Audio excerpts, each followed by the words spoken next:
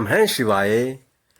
भक्तगणों, अब हम आपको गजासुर की तपस्या एवं वध की कथा सुनाते हैं।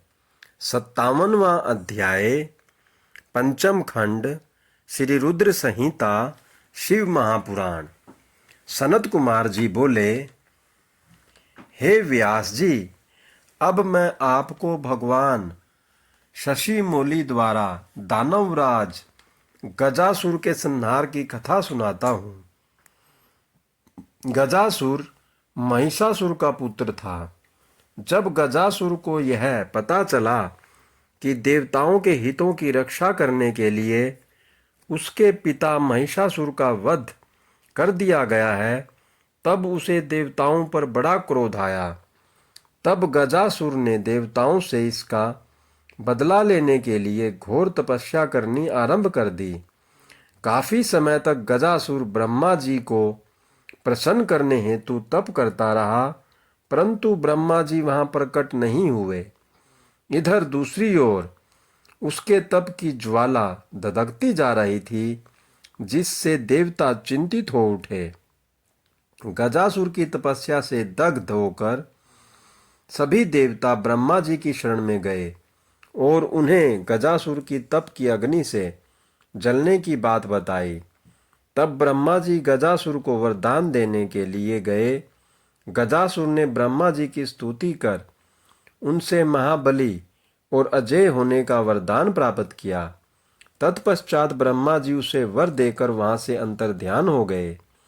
ब्रह्मा जी से अपना मनचाहा वरदान पाकर गजासुर प्रसन्नतापूर्वक अपने स्थान को आ गया।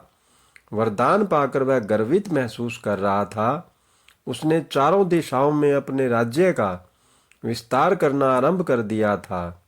उसने तीनों लोकों सहित देवता, असुरों, मनुष्यों और इंद्रादि तथा सब गंधर्वों को जीतकर उनके तेज का हरण कर लिया।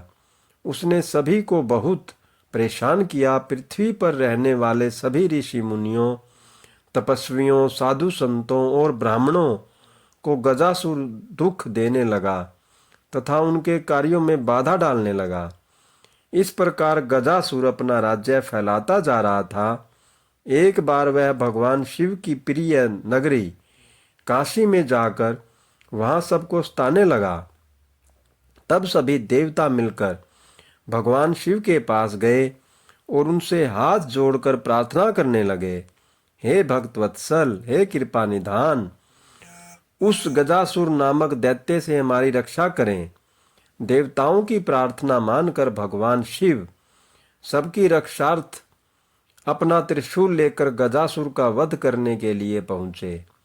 तब भगवान शिव और दैत्यराज गजासुर में बड़ा भयानक युद्ध हुआ। वह तलवार लेकर शिवजी पर झपटा। शिवजी त्रिशूल द्वारा उस पर प्रहार करने लगे।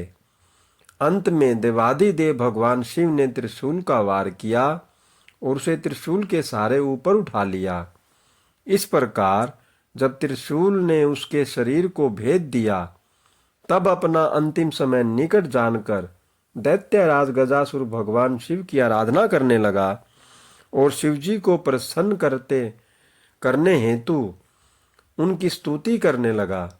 गजासुर बोला, हे महादेव, हे कल्याणकारी, हे भक्तवत्सल, आप तो सबके ईश्वर हैं, देवों के देव महादेव हैं। आप सदा अपने भक्तों की रक्षा करते हैं और सदा भक्तों के अधीन रहते हैं। आप सबका कल्याण करने वाले तथा सबके कष्टों का निवारण करने वाले हैं। आप निर्गुण निराकार हैं। सब शरणागतों की रक्षा कर आप उनकी इच्छाओं को पूरा करते हैं। ऐसे देवादिदेव भगवान महादेव शिव को मैं प्रणाम करता हूँ। प्रभु, मुझ पर प्रसन्न होइए और मेरे कष्टों का निवारण कीजिए। दैत्यराज गजासुर की भक्ति भावना से की गई उत्तम प्रार्थना को सुनकर भगवान शिव को बहुत प्रसन्नता हुई। वे बोले, दैत्येंद्र, मैं तुम पर प्रसन्न हूँ, जो चाहो मांग सकते हो। तुम्हारी मनोकामना अवश्य पूरी करूँगा। भगवान शिव के वचनों को सुनकर गजासुर प्रसन्नतापूर्वक बोला, हे देवाधिदेव भक्तवत्सल भगवान शिव, यदि आप सच में मेरी आराधना से प्रसन्न हुए हैं तो मेरी विनती स्वीकार करें प्रभु। आपने अपने पवित्र त्रिशूल से मेरे शरीर को स्पर्श किया है, इसलिए मैं यह चाहता हूँ कि मेरे शरीर का चर्म आप धारण करें।